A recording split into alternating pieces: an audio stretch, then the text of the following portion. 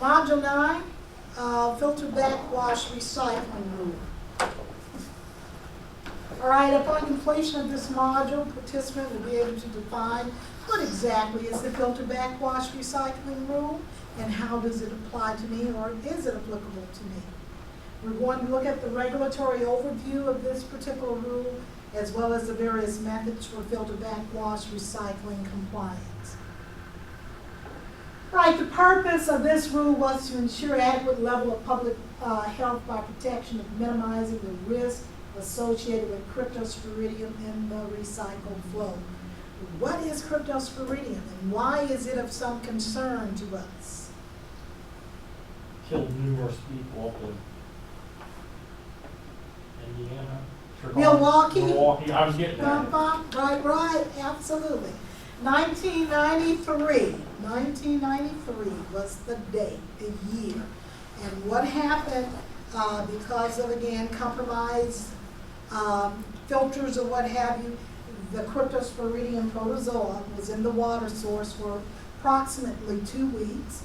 Over 403 individuals were affected. Over 100 deaths occurred because of this breakthrough here. And because of that, the filter, they think the filters were compromised because it says in here, other treatment process such as sedimentation, filtration must be added. Why? Because this little organism here was resistant to chlorine. Okay. And again, the people that were the most affected, and that's why with the public notification, we're telling them what is the population that's at risk. Here, elderly, immunocompromised, and aged patients. These were the ones that were more susceptible to that. Over 400 people came ill with stomach cramps, fever, diarrhea, dehydration. And this was over a span of 2 weeks. That's pretty fast acting there. That was the little organism, protozoa, that caused this outbreak. This is the oocyst, and because of that outer shell, it is resistant to chlorine. So you can dump all the bleach, chlorine in the water that you so choose. Problem. It's not going to affect this little microorganisms. Okay, so it's not easily deactivated with common disinfection technique. So again, primary purpose, if we have filters in place, now we're looking at the recycle rules, whereas you don't have a breakthrough of contaminants over time. So it was to ensure adequate level of public health protection by minimizing the risks associated with cryptosporidium in your recycle flows. Under the interim enhanced surface water treatment rule and long-term 1 enhanced surface water treatment rule, we're looking at this component protecting the public also. And it says that you must provide a 2-log removal of cryptosporidium in all surface water and groundwater under the influence of surface water. And that was, again, under the interim enhanced surface and the long-term 1. Now there are 3 regulated streams, 3 regulated recycle streams. You look on page 9.4, it lists all the streams that are there, regulated and unregulated. So with your regulated one, we're looking at the spent filter backwash water.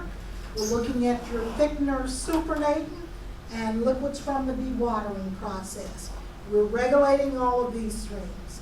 The streams that are unregulated, filter to waste, membrane concentrate, ion exchange regenerate, sludge, and diatomaceous earth slurry. Those are not regulated. But these 3 are regulated. Recycle streams may affect treatment processes due to hydraulic surges or high concentration of contaminants in the recycled stream. So, criteria of your filter backwash recycle rule. All system classified as a subpart H, there you go, by EPA are subjected to this rule. Now, which systems are those? Surface water and your groundwater under the direct influence of surface water. They are subjected to your filter backwash recycling rule. And that treats water by conventional filtration or direct filtration. What is the difference between conventional filtration and direct filtration? Glad you asked, Bessie. All right, conventional filtration. Here we have the coagulation and mixing. In other words, a chemical has been put in order to help build floc from all the colloidal suspended matter that will not easily settle out. So now that we have wave and floc formation, we have a sedimentation process, and after the sedimentation process is where it goes to the filtration process. That's the conventional way. Coagulate, settle, let it settle, then filter. Direct filtration goes directly from the coagulation and rapid mix to filtration with no sedimentation in between. So depending on the turbidity of your water, this may work better for you. To allow it to settle out, you only take the supernatant from the top to filter it, as opposed to here. All right, your filter backwash recycling rule has three main components: reporting, recycle return location, and record keeping.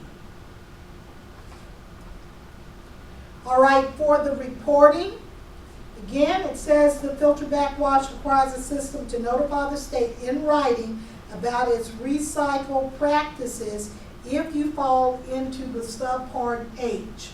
Which were the subpart H systems? Who can tell me what they were?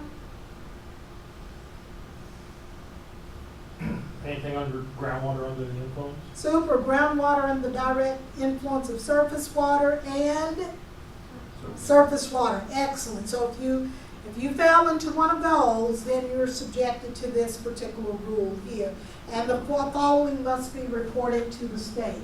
I have to give them a plant schematic showing the origin of all my flows that are recycled. It's a part of the recycling rule. I must give them the recycle flow previous year highest observed, as well as the design flow for the treatment plant.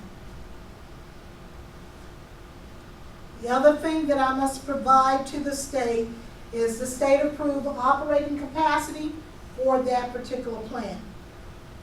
Now that is if the state has made that determination.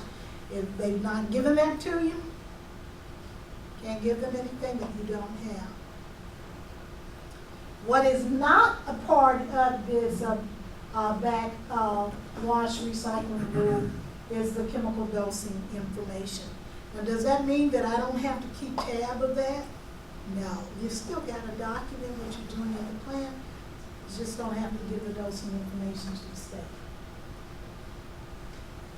So that was one component, which was the reporting. The other component of the rule is the recycle return location. Number one, they said all recycled streams should be returned to all the processes of a system, existing filtration system. Or I introduced at a point that incorporates all the treatment process, or you have to start looking at necessary capital improvement to move the recycle location. Again, that's a process in which you have to get authorization from the state, or a request approval of an alternative recycle location.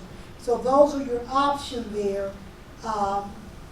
If you cannot incorporate it all in the treatment process there. Now also, if you look on page 9-6, says a system whose recycle streams currently do not pass through all the direct or conventional treatment plant process. Again, those two options that we talked about that.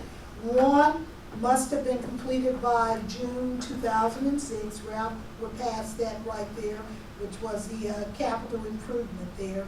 The other one also had a deadline to the state no later than June 2004, or the capital improvement was approved June 8, 2006.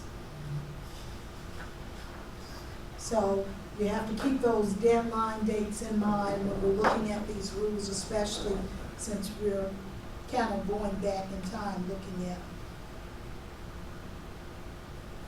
All right, for determining alternate locations, again, questions: do the plant require recycle to an alternate recycle location to maintain optimum finished water quality is one of the questions that they have there.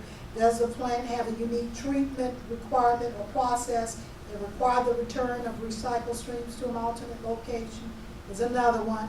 And the third question: is the plant in compliance with the turbidity limits established in the interim enhanced surface water treatment rule? So ask yourself those in order to see, if the plant can do that. All right, for record keeping, which is the third component,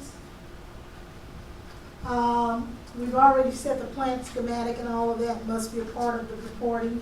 You're also going to keep a list of the recycled stream and the frequency of return.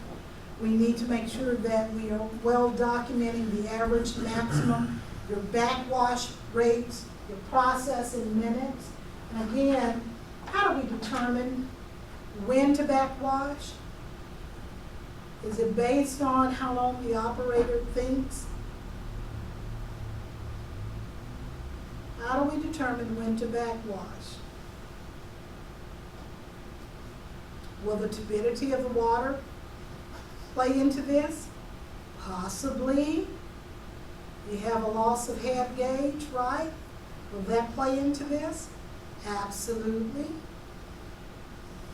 And also for each filter type, there is a manufacturer recommendation for so many hours of operation, right? Excellent, that will play into part of it too. Okay. So, typical filter run length determined by head loss, and usually you're looking at 6 to 10 feet, it's time to backwash, turbidity levels, as well as the actual run time. Again, refer back to the manufacturer for whatever particular filter that you have in place for the run time. Usually you're looking at about, 100 hours or so?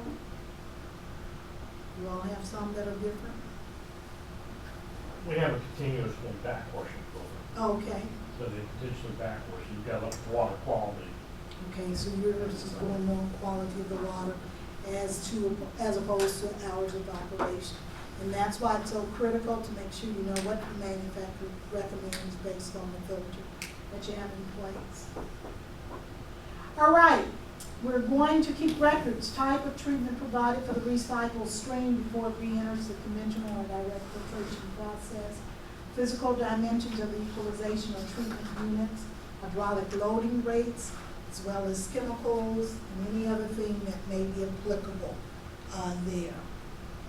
So when we say applicable, dosing, chemical use, frequency of the chemical addition, all of that could be applicable. You want to make sure that it's inclusive in this record keeping. Any questions?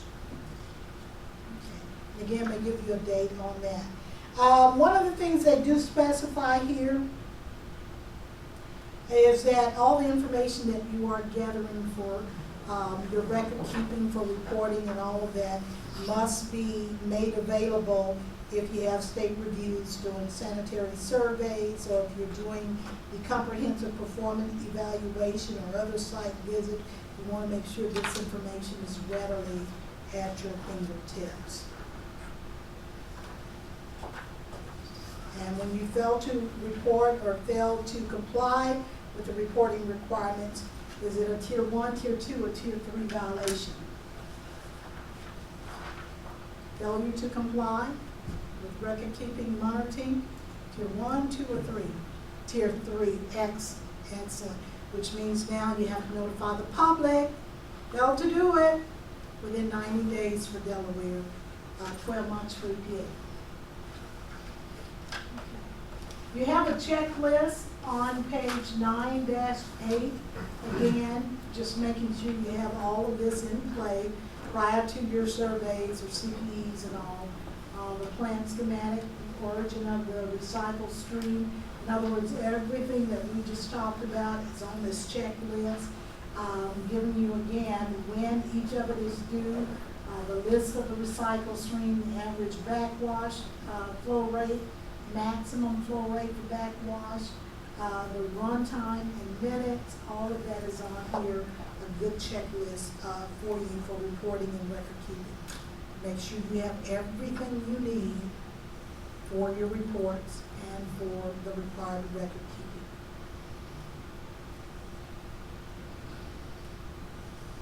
All right, page 9. Again, goes through the regulated streams for your filter, spent filter backwash water. It may be concentrated with microbial particles such as Giardia and Cryptosporidium. And because of that, makes it fall under this rule. Giardia is another one that is highly resistant to chlorine, just like the Cryptosporidium is. And I think we all know what the backwash water is, spent filter backwash. What is the thickener super name? Now I'm confused. Where does that come from and what is it? It's the top level after it settles out of your settling tank. Pump it all. Excellent. Again, we're separating the solids from water by gravity, and that portion that's on top, that is your supernatant layer. Clarifiers, sedimentation basin, backwashing holding tanks and lagoons. That's where that supernatant will be, is on top after the settling occurs. Now again, it could have elevated microbial contaminants. Those solids, bacteria that again do not form flock to settle out readily, and that's just kind of colloidal and just hanging out. They could still be in the supernatant, and usually that supernatant is what?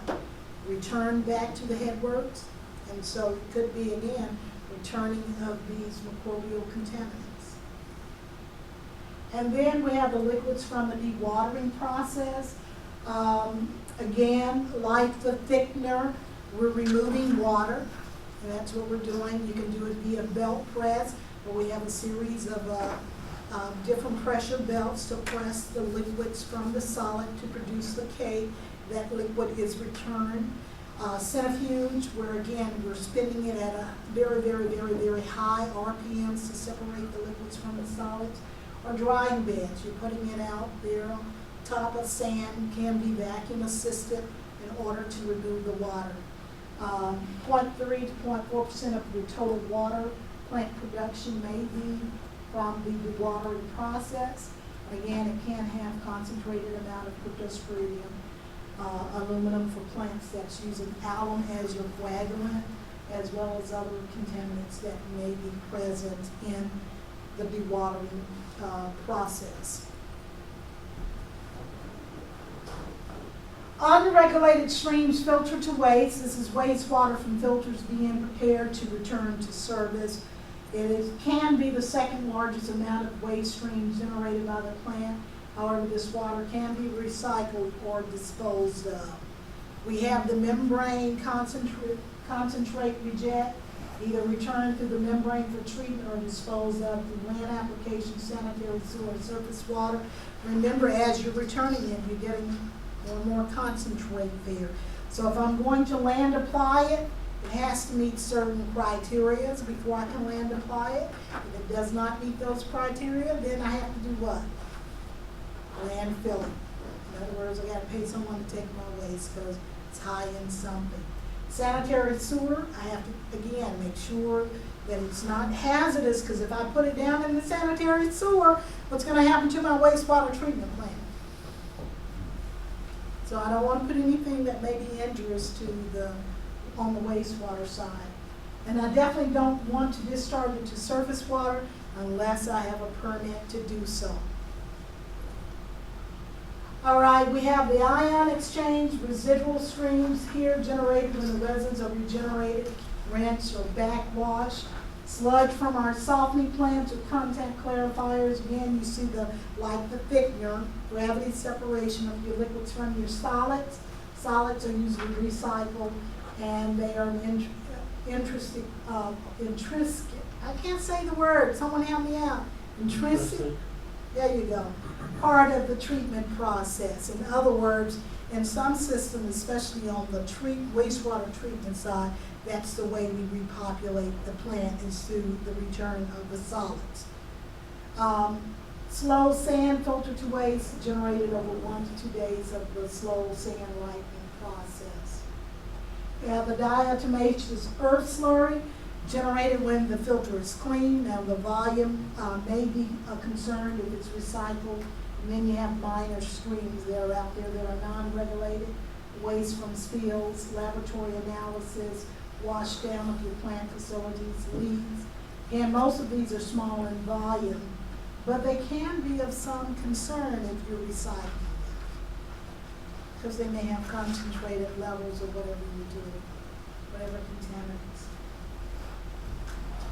So, operational consideration and modification for your recycled streams. We try to minimize the impact of the recycling and backwashing. Again, making sure we're doing the analysis, we're following some type of SOPs, and we are documenting what's going on.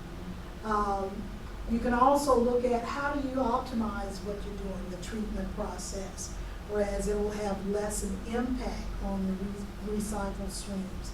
If I can optimize up here, less of a burden on the recycled water.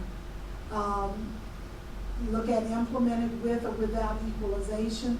Equalization is just having a different basin, whereas the water has the opportunity to become more stable prior to sending it through your plant. Or you could look at alternative treatments of your streams and so forth. Again, a form of making sure, again, you have a more stable source prior to sending it through the plant. Test anything that you're looking at as far as modification. If you're looking at equalization basins or anything like that, you want to make sure that you're testing it prior to implementation. You definitely don't want to implement it without the state's stamp of approval. An option could be sedimentation. Again, sedimentation, we're looking at lagoons. Very economical. Only thing you need to make sure you have adequate land space for these lagoons to operate. There is no separate tank to equalize the incoming flow, though. The design should incorporate frequent sludge removal. In other words, if I have a lagoon on site, I can't just keep putting stuff in that lagoon year after year after year after year, because if I have a chemical contaminant, inorganic in particular, what's happening to my sludge at the bottom? It's becoming much more concentrated as it's building up here. So take into consideration also possible contamination of the recycle flow by outside sources, such as your chemical delivery trucks and things like that. So you want to make sure if anybody is doing anything, that there is a cross-connection control or elimination in place. Your lagoon must be lined with impervious layer to prevent groundwater contamination. You don't want these. Why you do that, Bill? That's nice to say, but there's a lot of them out there that aren't. I know. And then there are some that are lined that, the lining has become compromised over time. Yeah. And it can leach out into your groundwater. You look at problems in some of the western states with MTBE, where they have the underground fuel tanks. Who would have ever thought, again, that they could leach out that into the groundwater source, and yet it happens. So it does happen, even with tanks versus just the impervious liner. We can have chemical addition to our lagoons or sedimentation. Again, sedimentation is enhanced by addition of chemicals. We're going to run the jar test for correct dosing. All the jar test is similar. If you have a surface water plant, it's one of the process control that is highly recommended in order to make sure that you get the dosing down right. We have a series of jars in which we're putting various chemical amounts or different type of chemicals, doing the same type of agitation to them all, which is taking them through a rapid mix, slowing it down for flock to form, settle out. And then we're looking for, again, how the flock settles out, the clarity of the supername that remains, things like that. And that can help us with dosing. We can use tube and plate settlers. Here we have a greater propensity for larger loading rates. Tubes and plates can be easily clogged is one of the disadvantages. And if you have uneven flow distribution at the inlet, again, that can also decrease your efficiency there. And the type of chemical mixing used depends on the plant layout, hydraulic grade line, and the design flow rate. So again, when you're looking at these options, what works best for your application that you have. Some advantages and disadvantages of the sedimentation. If it's properly designed and operated, you're going to remove a lot of turbidity particles, okay? But the key there is properly designed and operated. So these systems do not operate themselves. Disinfection byproduct precursors may also be removed when the overflow rates are low enough. That's another advantage that you'll get here. Improper design, of course, is going to lead to poor solids removal and inefficiencies. You may need adequate equalization and storage. That's one of the other things that you want to consider. And removal of the sludge frequently is recommended to avoid compromising active storage and treatment capability. So again, some maintenance is involved with your sedimentation units. Can't just put it in, put it in, put it in, let it go, put it in, put it in, put it in. No, proper maintenance, removal of that sludge. Other options that are out there, microsand assisted sedimentation, and really that's been around since the 70s. It relies on improved settling through the addition of a coagulant added to improve flocculation and clarification. The microsand is then separated and recycled through the system numerous times. Quick process startup time, and the disadvantage, short processing time occurs, which may be an issue, and also it requires a small footprint. Another option would be your dissolved air flotation. This one here has been widely used over the years at your water treatment as well as wastewater treatment facilities. Sludge thickening, we have a side stream saturated with air at high pressure, injected in your flotation tank to mix with the incoming receiving stream. And as the bubbles come in, what are they going to do with the solids? Move them up because of the specific gravity change there. By a scraper or flooding the tank over here. Very highly effective for catching those low density particles that have not formed flock to settle out. So the bubbles help to assist those to move them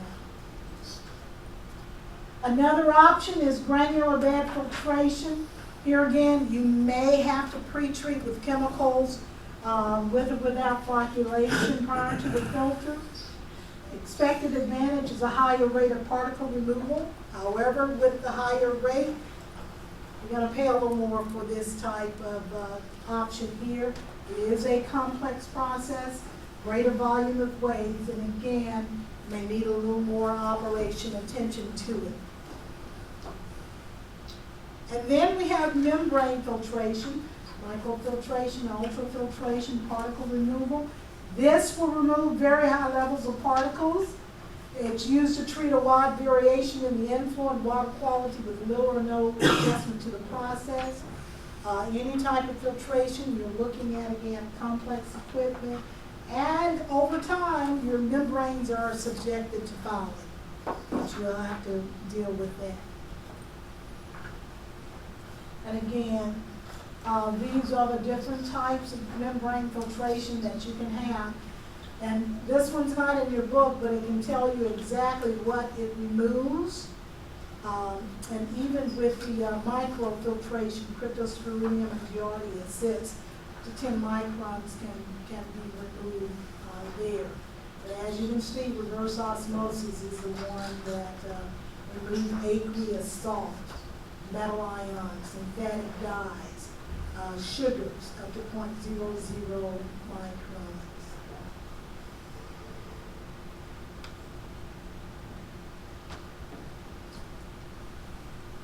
Pharmaceuticals listed in Pharmaceuticals. That's an interesting one that you bring up, and I don't see it listed. Why do I say that's an interesting thing you bring up? What are they finding in That's the the next drinking problem. water? Huh? That's the next problem. Yes, it is. Have you all been keeping up with that? That they're finding small, minute amounts of pharmaceuticals in our drinking water source. How's it getting in our drinking water? Okay, through the wastewater. Most of our wastewater dump into our receiving stream that we're capturing for our drinking water. Flush today, table tomorrow. Maybe not so quick, but what flows from uphill is going to flow where? Downstream, and we're capturing it. So if you're on medication and I'm on medication and I'm on medication, you're getting a little small dosage of my medication if I'm upstream of you. So what is that doing to you as an individual? Does it build up an immunity to that particular drug? Or do you think we need bigger and stronger drugs now? Don't know, but right now what they're saying is not a big issue. Because they're just now finding out that it's there. Over time, what is it going to do? Because remember, that's how these MCLs are created, by actually following an issue over time to see the adverse health effect. So who knows? Well, do you think in years to come that we'll be concerned with removing those? Increased cost. Yeah. We'll definitely increase the cost to remove them. Because if you look at the number of people that are on medication, and I'm talking about chronic medication, not, oh, I got a stomach ache this week and I'm on something, but years and years and years.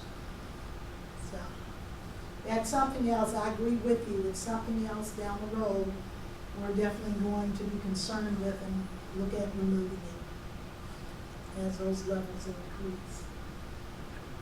All right. I think the last part of this particular module deals with the disinfection. There's a lot more in your book concerning this particular topic that I do want you to go into detail and read at your leisure. One of the things on the disinfection on 924, it says it can be a barrier to recycling of pathogens. Pathogens are those disease-causing organisms. And the common disinfectant that is widely used in the U.S. is chlorine. You're absolutely right, absolutely right. So disinfection or chlorination is recommended for your recycled streams. I have a question. In my recycled streams, I think we've already established there may be a concentrated amount of microbials and other organisms that may be there, right? And organic matter that may be there. If I have high levels of these naturally occurring organic material, detritus and stuff, in my recycled stream, adding chlorine will also do what? Increase your disinfectant byproduct. Oh, yeah. So now there's another thing that I need to be concerned with if chlorine is my choice for disinfection, is the formation of those byproducts. Okay.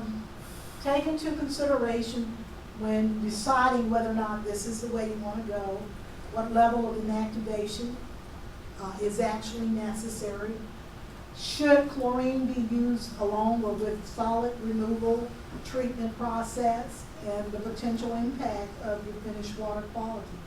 Again, if I'm forming the trihalomethane, Haley acetic acid, I need to make sure I weigh the costs. Okay, because this is something else that is regulated. So know what pathogens that you are most concerned with in your recycle streams. Know what's in that recycle stream, the quality of the water, and whether or not you could be inadvertently creating these byproducts there. Some of the alternative to chlorination would be what? UV, excellent. What's another one? Ozone. Any of you all work with ozone? Okay. That's another alternative that's out there also. And with UV and ozone, they'll also get rid of the cryptosporidium and giardia, which chlorine will do nothing to. Okay, are there any questions, comments, concerns, or issues? Backwash recycling group. None? No, we're so quiet. Yes, sir. Backwash recycling. Now, you're using or reusing the water a second time. Mm-hmm. You're recycling it back through your Okay, process. now is that a, you have to forgive me, 'cause it's been That's so okay. long since I was in the backwash plant, that, I mean, ours we never recycled. Where did yours go after you backwash your filters? You just used it. Retention pond And that was sedimentation? like blood down, you know. Okay, so you use lagoons for Yeah, your well, recycled basically, wash? I mean, they were just like a little runoff pond, they never, I mean, they only had water on them when you backwash, that was it. Yeah. You know? And again, that's one of the possibilities, if you choose to go that route, that you can do with that water. What do you all do? Do you all just have a pond you send? We're allowed to recycle, well, we were allowed to recycle a certain percentage. Okay. But Maryland's so strict on that anymore, kind of knocking it out right So yours is pretty much a lagoon situation or now. Yeah, dumps to the sewer, dumps to the sewer? but that's After costly. you, yeah, you have to Costly. pay them and you have to make sure that, again, all the impurities are taken out before you do that? Not in this case. Okay, Yeah. Different municipalities would allow you to have treatment and stuff like okay, that. so there's no sewer use ordinance? Not for this surface Not for one. that one, okay. All right, so bottom line, it just depends on your system as to how you handle that recycled water. Whether you recycle it or just let it go. Some places will use it, will actually have storage units on site, and they're using it for other operations within the process. Yeah. So. Yeah, 'cause I said we never recycled that time. Yeah. No questions, no comments, concern? Well, that's the end of this part. We're a little behind, but that's okay.